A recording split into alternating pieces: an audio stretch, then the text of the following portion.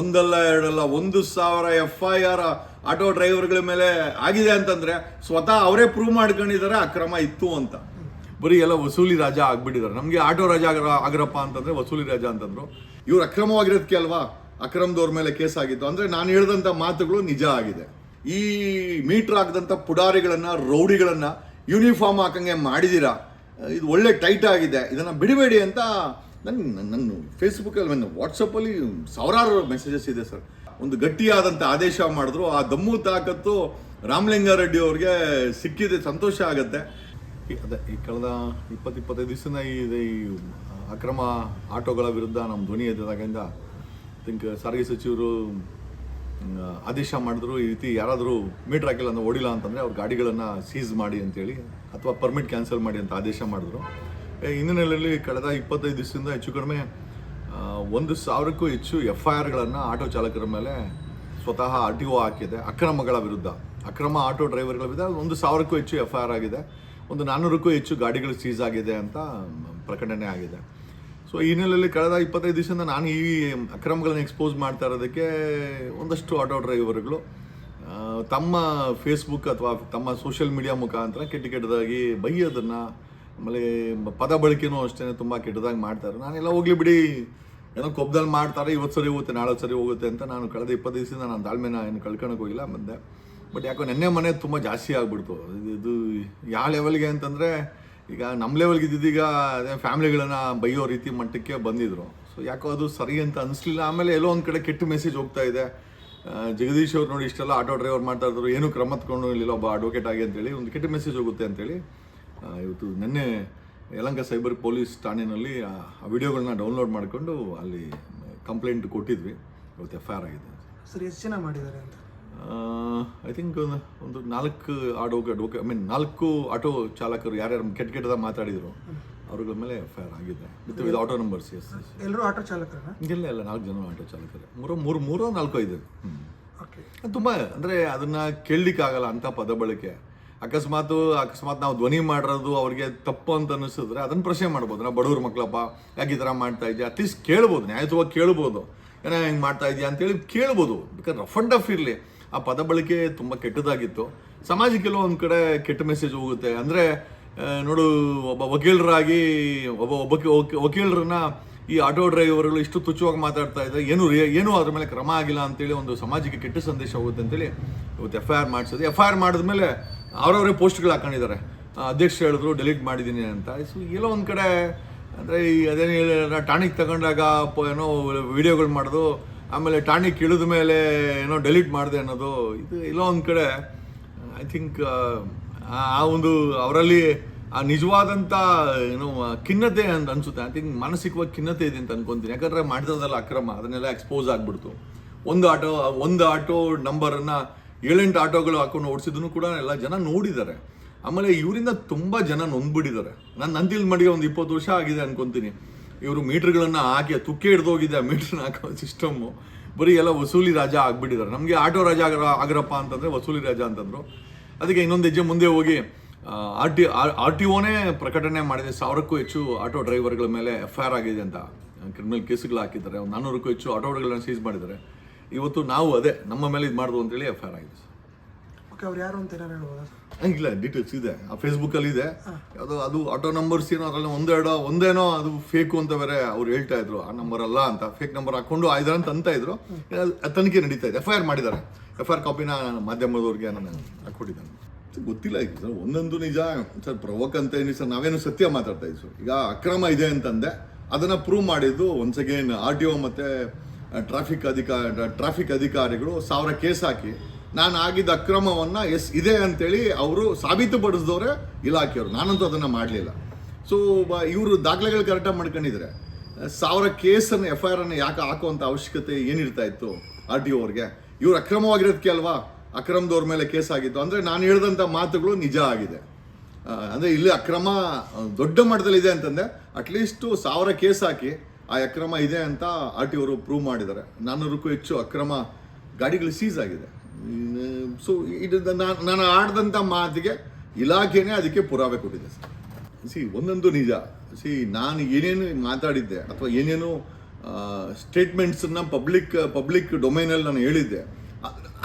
ಅದನ್ನೆಲ್ಲ ಒಂದು ಕಡೆ RTO ಅವರು 1000 ಕೇಸ್ ಹಾಕಿ ಅದೊಂದು ಕಡೆ ಪ್ರೂವ್ ಮಾಡೋದು, 400 ಗಾಡಿನ ಸೀಸ್ ಮಾಡಿ ಅದೊಂದು ಕಡೆ ಪ್ರೂವ್ ಆಯಿತು. ಜೊತೆಯಲ್ಲಿ ಅಕ್ರಮ ಇದೆ ಅಂತ, ಅಕ್ರಮ ಮತ್ತು ದಾಖಲೆಗಳು ಅಪ್ಡೇಟ್ ಆಗಿರಲಿಲ್ಲ, ರಿನ್ಯೂವಲ್ ಆಗಿರಲಿಲ್ಲ ಅಂತ ಸ್ವತಃ ಆಟೋ ಡ್ರೈವರ್ಗಳೇ ಬಾಣಸವಾಡಿ ಮುಂದೆ ನಿಂತ್ಕೊಂಡಿದ್ದು. ಯಶವಂತಪುರದಲ್ಲಿ ಒಂದೊಂದು RTO ಮುಂದೆ 5000 6000 ಗಾಡಿಗಳು ನಿಂತ್ಕೊಂಡ್ರೆ, ಬೆಂಗಳೂರಲ್ಲಿ ಎಷ್ಟು RTO ಇದೆ. ಸೊ ಈ ಅಕ್ರಮ ಇದೆ ಅಂತ ಅವರೇ ಪ್ರೂವ್ ಮಾಡಿದ್ದಾರೆ ಸರ್. ಸೊ ಇನ್ನು ಮತ್ತೆ ನಾವು ಏನು ಹೇಳಬೇಕಾಗಿಲ್ಲ. ಇಲ್ಲ, ಇದು ಅನ್ನೋದಕ್ಕಿಂತ ನೋಡಿ ಸರ್, ಬೆಂಗಳೂರು ಅಕ್ರಮ ಆಟೋಗಳ ತಾಣವಾಗಿತ್ತು ಸರ್. ಅಕ್ರಮ ಆಟೋ ತಾಣದಿಂದ ಸರ್ ಏನಾಗುತ್ತೆ, ಒಂದು ಕಸ್ಟಮರ್ಗೆ ಭಾರ ಆಗುತ್ತೆ, ಎರಡನೇದು ಸರ್ಕಾರಕ್ಕೆ ಆಮದಾನಿ ಬರಲ್ಲ, ಮೂರನೇದು ಲೆಕ್ಕಾಚಾರ ಇಲ್ಲ. ಈ ಆಟೋಗಳು ಎಷ್ಟಿದೆ ಅಂತಂದರೆ, ಎಷ್ಟು ಪರ್ಮಿಟ್ ಇದೆಯಪ್ಪ ಅಂದರೆ 1,67,000 ಅಂತ RTO ಕೊಡುತ್ತೆ. ಇಲ್ಲಿ ಲೆಕ್ಕಾಚಾರ ಹಾಕಿದ್ರೆ 20 ಲಕ್ಷಕ್ಕೂ ಹೆಚ್ಚು ಆಟೋಗಳು, ಅಕ್ರಮ ಆಟೋಗಳಿದೆ. ಸೊ ಇರೋವಂಥ ಪರ್ಮಿಟ್ಗೆ ಮತ್ತು ಅವ್ರು ಕೊಟ್ಟಿರೋ ಅಂಥ ಓಡ್ತಾ ಇರೋಂಥ ಆಟೋಗಳಿಗೆ ಅಜಗಜಾಂತರ ವ್ಯತ್ಯಾಸ ಇದೆ. ಪ್ಲಸ್ ಎಲ್ಲದಕ್ಕಿಂತ ಹೆಚ್ಚಾಗಿ ಇವರು ಯೂನಿಫಾರ್ಮ್ ಹಾಕದೆ ಗಾಡಿ ಓಡಿಸೋದು. ಥ್ಯಾಂಕ್ ಗಾಡ್ ಕಳೆದ 6 ದಿವಸದಿಂದ ನಾನು ಇವತ್ತು ಕೂಡ ನೋಡಿದೆ. ನಾನು ಇಲ್ಲಿಂದ ಆ್ಯಕ್ಚುಲಿ ಸಿಟಿ ಸಿವಿಲ್ ಕೋರ್ಟ್ಗೆ ಹೋಗಿದ್ದೆ. ಇಲ್ಲಿಂದ ನಾನು ಹೆಲ್ಮೆಟ್ ಹಾಕೊಂಡು ನಾನು 2 ವೀಲರ್ಲೇ ಹೋದೆ, ಯಾಕಂದರೆ ನೋಡಬೇಕು ಅಂತಲೇ ಹೋದೆ. ನಾನು ಕಾರಲ್ಲಾದರೂ ನೋಡೋಕ್ಕಾಗಲ್ಲ ಅಂತೇಳಿ 2 ವೀಲರಲ್ಲೇ ನಾನು ಸಿಟಿ ಸಿವಿಲ್ ಕೋರ್ಟ್ಗೆ ಬಂದೆ. 99% ಎಲ್ಲರೂ ಯೂನಿಫಾರ್ಮ್ ಹಾಕಿದ್ದಾರೆ. ಸೊ ಎಲ್ಲೋ ಒಂದು ಕಡೆ ಒಬ್ಬ ಸಾಮಾನ್ಯ ವ್ಯಕ್ತಿಯ ಧ್ವನಿ, ನಾನು CM ಅಲ್ಲ, ಅಥವಾ ಬೆಂಗಳೂರಿನ ಇನ್ಚಾರ್ಜ್ DK ಶಿವಕುಮಾರ್ ಬಂಡೇನೂ ಅಲ್ಲ, ನಾನು ಬಂಡೆ ಅಲ್ದಿರೋ ಒಬ್ಬ ಸಾಮಾನ್ಯ ವ್ಯಕ್ತಿ ಬೆಂಡೆತ್ತಿದ್ದು ಇವ್ರಿಗೆ ಯೂನಿಫಾರ್ಮ್ ಹಾಕ್ಸಿದ್ದಕ್ಕೆ ಒಂದು ಐ ಥಿಂಕ್ ಇದು ಜನರಿಗೆ ಸಿಕ್ಕಂಥ ಜಯ ಅಂತ ಅನ್ಸುತ್ತೆ ಸರ್. ನನಗೆ ಕಡಿಮೆ ಅಂದರೆ ಒಂದು 5 ದಿವಸಕ್ಕೆ ಒಂದು 5,000 6,000 ವಾಟ್ಸಪ್ ಬರ್ತಾ ಇದೆ. ಜಗದೀಶ್ ಅವರ ಯಾವುದೇ ಕಾರಣಕ್ಕೂ ಈ ಪುಡಾರಿಗಳನ್ನು, ನಾನು ಅಂದರೆ ಅವ್ರು ಬಳಸೋಂಥ ಪದಗಳನ್ನ ಬಳಸ್ತಾ ಇದ್ದೀನಿ, ಈ ಮೀಟ್ರ್ ಹಾಕಿದಂಥ ಪುಡಾರಿಗಳನ್ನು, ರೌಡಿಗಳನ್ನು ಯೂನಿಫಾರ್ಮ್ ಹಾಕಂಗೆ ಮಾಡಿದ್ದೀರಾ, ಇದು ಒಳ್ಳೆ ಟೈಟ್ ಆಗಿದೆ, ಇದನ್ನು ಬಿಡಬೇಡಿ ಅಂತ ನನ್ನ ಫೇಸ್ಬುಕ್ಕಲ್ಲಿ ವಾಟ್ಸಪ್ಪಲ್ಲಿ ಸಾವಿರಾರು ಮೆಸೇಜಸ್ ಇದೆ ಸರ್. ಜನ ಅದು ತುಂಬ ಐ ಥಿಂಕ್ ಸಂತೋಷ ಪಟ್ಟಿದ್ದಾರೆ. ಅಂದರೆ ಈ ಅಕ್ರಮವನ್ನು ಎಕ್ಸ್ಪೋಸ್ ಮಾಡಿ ಅವರನ್ನು ದಾರಿ ತಂದಿದ್ದೀರಾ. ಆಮೇಲೆ ಇಲಾಖೆ ಆ್ಯಕ್ಷನ್ ಮಾಡಿದೆ, ಮತ್ತು ಸಾರಿಗೆ ಸಚಿವರು ಪರ್ಮಿಟನ್ನೇ ಕ್ಯಾನ್ಸಲ್ ಮಾಡಿ ಮೀಟ್ರ್ ಹಾಕಿಲ್ಲ ಅಂತ. ಇಷ್ಟು ದೊಡ್ಡ ಮಹತ್ವವಾದಂಥ ಒಂದು ನಿರ್ಧಾರ ಅಥವಾ ಆದೇಶವನ್ನು ಸರ್ಕಾರ ಮಾಡುತ್ತೆ ಅಂತಂದರೆ, ಎಲ್ಲ ಒಂದು ಕಡೆ ನಾವು ಮಾಡಿದಂಥ ಹೋರಾಟ ಅಥವಾ ಧ್ವನಿ, ಜನರು ಅದಕ್ಕೆ ಸ್ಪಂದಿಸಿದ್ದು ಐ ಥಿಂಕ್ ಮಾಧ್ಯಮದವರು ನೀವೆಲ್ಲ ಸೇರಿ I think it's a wonderful success ಅಂತ ಹೇಳ್ಬೋದು ಸರ್. ಹೇಳಿ ಸರ್, ಎಲ್ಲರೂ ಕೈ ಜೋಡಿಸಿದ್ದಾರೆ. ಈಗ ನಾನು ಯಾವುದನ್ನು ಅದನ್ನು ಹೇಳೋಕ್ಕಿಲ್ಲ, ಪ್ರಸಾರ ಮಾಡಿದ್ದಾರೆ, ಮಾಧ್ಯಮಗಳು ಪ್ರಸಾರ ಮಾಡಿದ್ದಾರೆ. ನಾನು ಧ್ವನಿ ಎತ್ತಿ ನಾನೇ ಹೇಳ್ಬೋದು. ಅದನ್ನು ಹೇಳ್ತಲ್ಲ, ಉಂಡೋರು ಎಷ್ಟು ಗುಂಡ ಅಂದರೆ ಅಲ್ಲ ಎಲೆ ಎತ್ತೋ ಗುಂಡ ಅಂತಂದರೆ ಉಂಡೋರು ಎಷ್ಟು ಒಂದಂಗೆ ಆಯಿತು. ಈಗ ಎಲ್ಲರೂ ಕೈ ಹಾಕಿದ್ದಾರೆ. ಡೆಫಿನೆಟ್ಲಿ ನನ್ನ ಧ್ವನಿ, ಜನರ ಒಂದು ಸ್ಪಂದನೆ. ಯಾಕಂದರೆ ನೋಡಿ, ಒಂದು ವಿಡಿಯೋ ಮಾಡಿದ್ರೆ 8 ಲಕ್ಷ 10 ಲಕ್ಷ 20 ಲಕ್ಷ ನನ್ನ ಫೇಸ್ಬುಕ್ಕಲ್ಲಿ ಓಡ್ತಾ ಇದೆ, ನನ್ನ ಸಾಮಾಜಿಕ ಜಾಲತಾಣದಲ್ಲಿ ಲಕ್ಷ ಓಡ್ತಾ ಇದೆ ಅಂದಮೇಲೆ ಸೊ ಮಾಧ್ಯಮಗಳು ಕೈ ಜೋಡಿಸಿದ್ದಾರೆ. ಇರಲಿ, ಐ ಥಿಂಕ್ ಯಾರೋ ಒಬ್ಬರು ಒಟ್ಟನೆ ಸರಿ ಮಾಡಿದ್ವಾ. ಈಗ ಸಮಸ್ಯೆ ಏನೋ ಅಂತಂದರೆ ಸರಿ ಹೋಯ್ತಾ, ಅದು ಮಾಫಿಯಾ ಮುಕ್ತ ಬೆಂಗಳೂರು ಆಗಬೇಕಾಗಿದೆ. ಅದನ್ನು ಮಾಧ್ಯಮಗಳು ಕೈ ಜೋಡಿಸಿದ್ದಾರೆ, ಸಾಮಾಜಿಕ ಜಾಲತಾಣದಲ್ಲಿ ಯೂಟ್ಯೂಬರ್ಸು ಕೈ ಜೋಡಿಸಿದ್ದಾರೆ, ನಾವು ಕೈ ಜೋಡಿಸಿದ್ರಿ, ಜನನೂ ಕೈ ಜೋಡಿಸಿದ್ದಾರೆ. ಅಫ್ಕೋರ್ಸ್ ಸಾರಿಗೆ ಸಚಿವರು ಕೂಡ ಒಂದು ಗಟ್ಟಿಯಾದಂಥ ಆದೇಶ ಮಾಡಿದ್ರು. ಆ ದಮ್ಮು ತಾಕತ್ತು ರಾಮಲಿಂಗಾರೆಡ್ಡಿ ಅವ್ರಿಗೆ ಸಿಕ್ಕಿದೆ, ಸಂತೋಷ ಆಗುತ್ತೆ. ಜೊತೆಯಲ್ಲಿ ಅದೇ ದಮ್ಮು ತಾಕತ್ತಿಂದ ಕಳೆದ 7 ಡೇಸ್, 7th ಡೇ, ಇವತ್ತಿಗೆ 7th ಡೇ ಅನ್ಸುತ್ತೆ, 8th ಡೇ, 8ನೇ ದಿವಸ ಇವತ್ತು. 31ನೇ ತಾರೀಕು ಶುರು ಮಾಡಿದ್ದು, ಇವತ್ತು ಎಷ್ಟು 8ನೇ ತಾರೀಕು, 9ನೇ ದಿವಸ ಸತತವಾಗಿ RTO ಅವರು ಸ್ಕ್ವಾಡ್ಗಳನ್ನು ಕ್ರಿಯೇಟ್ ಮಾಡ್ಕೊಂಡು 22-23 ಸ್ಕ್ವಾಡ್ ಮಾಡಿದಾರಂತೆ. ಆ ಸ್ಕ್ವಾಡ ಪರಿಣಾಮವಾಗಿ ಒಂದು 400ಕ್ಕೂ ಹೆಚ್ಚು ಗಾಡಿಗಳನ್ನ ಸೀಸ್ ಮಾಡಿದ್ದಾರೆ. ಅಂದರೆ ಜಗದೀಶ್ ಅವರ ಮಾಡಿದಂಥ ಸ್ಟೇಟ್ಮೆಂಟ್ಗೆ ಶಕ್ತಿ ತುಂಬಿದವರು RTO ಅವರು. ಗಾಡಿಗಳನ್ನ 400 ಗಾಡಿನ ಸೀಸ್ ಮಾಡಿ 1000 FIR ಹಾಕಿದ್ದಾರೆ. ಏನು ಸರ್ ಕಡಿಮೆನಾ? ಒಂದಲ್ಲ ಎರಡಲ್ಲ 1000 FIR ಆಟೋ ಡ್ರೈವರ್ಗಳ ಮೇಲೆ ಆಗಿದೆ ಅಂತಂದರೆ ಸ್ವತಃ ಅವರೇ ಪ್ರೂವ್ ಮಾಡ್ಕೊಂಡಿದ್ದಾರೆ ಅಕ್ರಮ ಇತ್ತು ಅಂತ. ಸರ್ ಈಗ ಕರೆಕ್ಟ್ ಅಂತಲೇ ಹೇಳಬೇಕು. ಸೊ ಈಗ ನಾನು ಯಾವುದು ಯಾರ ಹತ್ರನೋ ವಸೂಲಿ ಮಾಡಿಕೊಂಡು ಯಾರಿಗೋಸ್ಕರನೋ ಈ ಹೋರಾಟ ಅಂತೂ ಮಾಡಿಲ್ಲ. ಬಟ್ ವಸೂಲಿ ಮಾಡೋರು ಇದ್ದರು, ಆಟೋಗಳಲ್ಲಿ ವಸೂಲಿ ಮಾಡೋರು ಕೂಡ ಇದ್ದರು. ಗ್ರೂಪ್ ಇನ್ಶೂರೆನ್ಸ್ ಮಾಡ್ತೀವಿ ಅಂತೇಳಿ ಗುಂಪುಗಳನ್ನ ಕಟ್ಕೊಂಡು ಅಲ್ಲಿ ಇನ್ಶೂರೆನ್ಸ್ಗಳ ಹತ್ರ ಕಾಸಿಸ್ಕೊಳೋದು. ಇಲ್ಲಿ ಸೇಟು ಫೈನಾನ್ಸ್ ಕೊಡಿಸ್ತೀನಿ ಅಂತ ಪರ್ಮಿಟ್ ಇಲ್ದಿರೋ ಸೇಟು ಹತ್ರ ಏನೋ ಕ್ಯಾಶ್ನ 3.5 ಲಕ್ಷ ಲೆಕ್ಕ ಹಾಕೊಳ್ಳಿ ಸರ್. ಇದು ದೊಡ್ಡ ಸ್ಕ್ಯಾಮ್ ಏನು ಅಂತಂದರೆ ಈ ಸೇಟು ಸ್ಕ್ಯಾಮ್ಗಳು. 20 ಲಕ್ಷ ಆಟೋ ಇಂಟು ನೀವು 3.5 ಲಕ್ಷ ಅಂತ ಹಾಕೊಂಬಿಟ್ರೆ ನೀವು 70,000 ಕೋಟಿ ಸೇಟುಗಳವರು ಕ್ಯಾಶಲ್ಲಿ ಫೈನಾನ್ಸ್ ಮಾಡಿದ್ದಾರೆ. ಇಷ್ಟು ದೊಡ್ಡ ಕ್ಯಾಶ್ ಹಗರಣ ಇದು ನಿಜವಾಗ್ಲೂ. ಆಮೇಲೆ ಈ ಹಗರಣಗಳ ಸರಮಾಲೆನೇ ಇತ್ತು. ಆಮೇಲೆ ಇವು ಸ್ವಲ್ಪ ಈ ಏನೋ ಒಂಥರ ದೌರ್ಜನ್ಯ, ಆಟೋ ಎದುರು ಹಾಕೊಂಡ್ರೆ ಉಳಿತೀರಾ ಮಾಡಿರ್ಬೋದು. ಫ್ರಂಟ್ ಪೇಜಲ್ಲಿ ಕೂತ್ಕೊಂಡವರು ಓದೋ ಹುಡುಗರು, ಈ ಲಾಸ್ಟ್ ಬೆಂಚಸ್ ಅಂತ ಇರ್ತಾರೆ, ಅವರೆಲ್ಲ ಪರೋಡಿಗಳು. ಸೊ ಈ ಒಂದು ರೀತಿ ಈ ಆಟೋಗಳಲ್ಲಿ ಒಂದಷ್ಟು ಲಾಸ್ಟ್ ಬೆಂಚಸ್ ಇದ್ಕೊಂಡಿದ್ರು ಅನ್ಸುತ್ತೆ.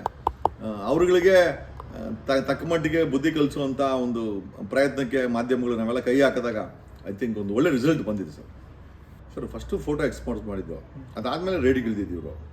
ಓಕೆ, ಈಗ ಜಸ್ಟ್ ಇಮ್ಯಾಜಿನ್ ಮಾಡಿ, ನಾನು ಆ ಪೋಸ್ಟ್ ಹೆಚ್ಚು ಕಮ್ಮಿ 1000 ಶೇರ್ ಆಗಿದೆ. ಈಗ ನಾನು ಅಲರ್ಟ್ ಮಾಡಿದ್ಮೇಲೆ ಒಂದೇ ನಂಬರಲ್ಲಿ ಗಾಡಿಗಳು ಓಡ್ತಾ ಇದ್ದೇವೆ ಅಂತ ನಿಮ್ಗೆ ಅನ್ಸುತ್ತಾ? ಆ ನಂಬರ್ ಗಾಡಿಗಳನ್ನ ಈಚೆ ಎತ್ಕೊಂಬಂದು RTO ಮುಂದೆ ಓಡಿಸ್ತಾರೆ ಅವರು. ಬುದ್ಧಿವಂತಿದ್ದಾರೆ ಇವ್ರನ್ನ. ಆಮೇಲೆ ಆ photo it self is an evidence. ಅದು ಯಾವುದು ಒಂದು ಗಾಡಿ ಇದನ್ನ ಯಾಂತ ದಡ್ಡನ್ನು ತೋರಿಸಿದ್ರು ಗೊತ್ತಾಗುತ್ತೆ. ಅವ್ರು ಹೇಳೋದು ಇಲ್ಲ ಅದು 7 ಇಲ್ಲ 5 ಅಂತ. ಓಕೆ, 2 ಅಂದ್ಕೊಡೋಣ, 5 ಬೇಡ ಸರ್. ಒಂದೇ ನಂಬರ್ಲಿ 2 ಆಟೋ ಇದ್ದರೆ ಅದು ಅಕ್ರಮ ಅಲ್ವಾ? ಒಂದು ಸಮಯದಲ್ಲಿ ಬಸ್ಸುಗಳು ಓಡಾಡ್ತಾ ಇತ್ತು ಅಂತ ಕೇಳಿದ್ದೀವಿ ನಾವು. ಯಾರೋ ಡ್ರೈವರ್ ಆದರೂ ಮಿನಿಸ್ಟರ್ ಆದ ಅಂಥವನೇ ಮಡಿಕೇಣಿದ್ದ ಅಂತ ಕೂಡ ನಾವು ಕೇಳಿದ್ದೀವಿ. ಬಸ್ಸುಗಳು ಡೂಪ್ಲಿಕೇಟ್ ನಂಬರ್ ಇಟ್ಕೊಂಡು ಒಂದೇ ನಂಬರ್ ಇಟ್ಕೊಂಡು ಓಡಿಸೋಂಥ ಬಸ್ಸುಗಳಿದ್ದಾದ್ಮೇಲೆ ಆಟೋ ಕೂಡ ಇದೆ. ಏನಂತಂದರೆ ನಾನು ಎಚ್ಚೆತ್ಬಿಟ್ಟೆ. ಇಲ್ಲ ಅಂದಿದ್ರೆ ನಾನು ಇದನ್ನು ಫೇಸ್ಬುಕ್ ಸಾಮಾಜಿಕ ಜಾಲತಾಣ ಅವ್ರನ್ನ ಎಚ್ಚೆತ್ತಿದ್ರೆ ಏನಾದರೂ RTOಗೆ ಇನ್ಫಾರ್ಮೇಷನ್ ಕೊಟ್ಟಿದ್ರೆ ಖಂಡಿತವಾಗಿ ಸೀಸ್ ಆಗ್ತಾ ಇತ್ತು. ಎಲ್ಲೋ ಒಂದು ಕಡೆ ನಾನು ಅಲರ್ಟ್ ಮಾಡಿಬಿಟ್ಟು ಆಮೇಲೆ ಎಲ್ಲೋ ಒಂದು ಕಡೆ